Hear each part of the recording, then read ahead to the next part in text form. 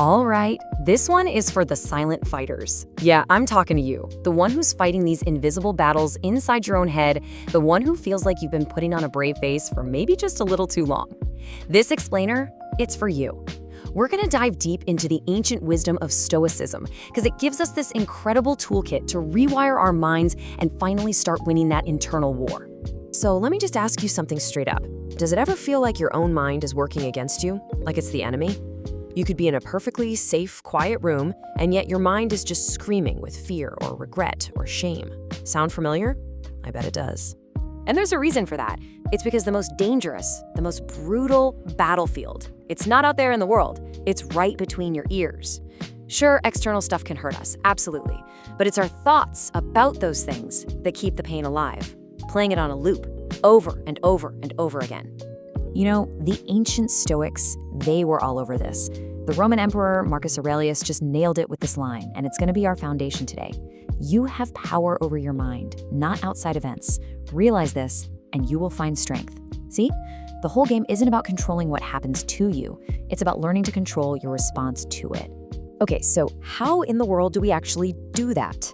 Well, our first set of tools is all about mastering your mindset. It's about learning to create a little bit of space from those negative thoughts. The key idea here is to observe, not absorb.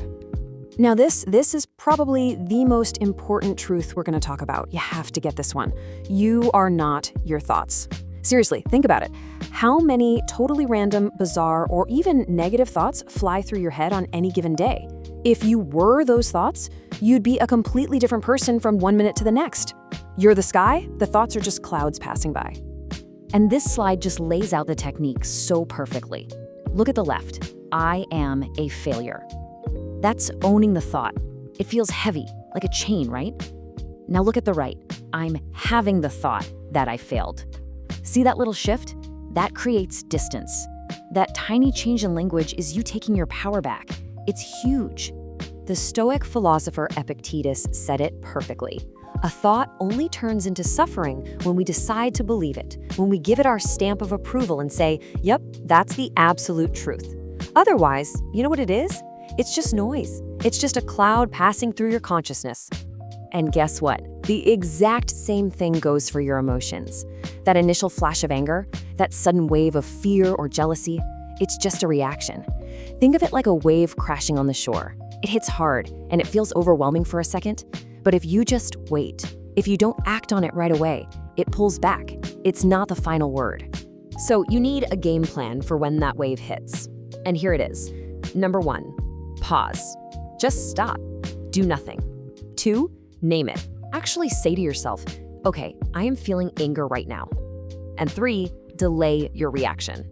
Give yourself a minute, an hour, even a day. That little gap you create, that's where wisdom lives, and that's where bad decisions go to die.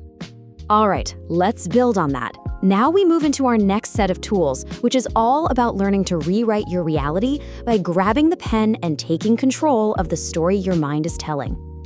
A massive amount of our mental pain comes from this one single habit, arguing with reality. We get stuck in this loop of this shouldn't have happened, or I wish it were different.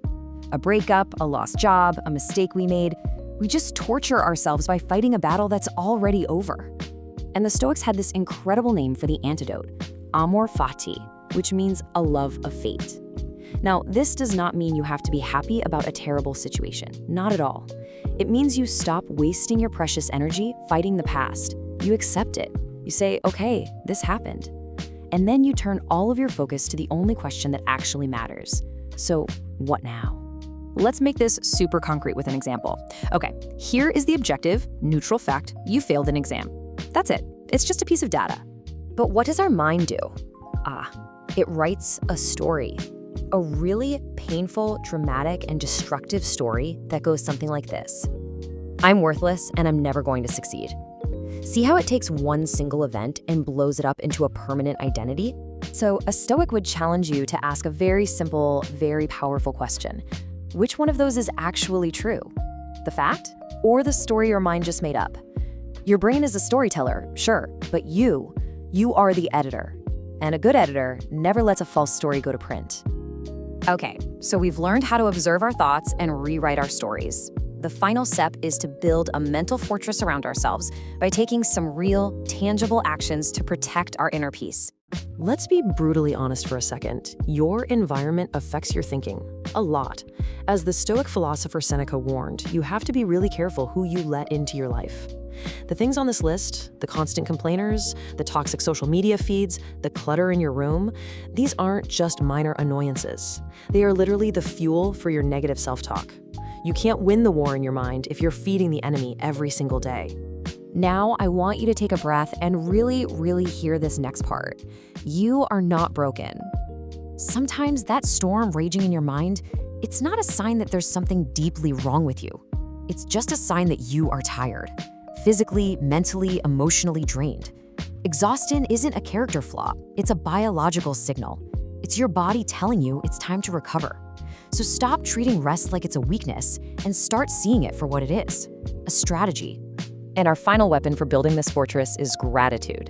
And listen, this isn't about that fluffy, just think positive nonsense. Gratitude is a weapon.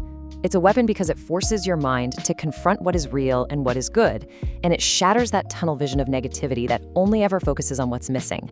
And the practice can be incredibly simple. Every single day, just find one thing. It could be the taste of your morning coffee, the fact that you're healthy, a good memory. Acknowledge it, write it down, say it out loud.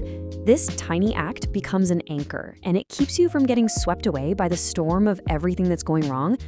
So as we start to wrap this up, please remember this crucial point. Stoicism was never, ever about achieving some kind of perfect emotional state.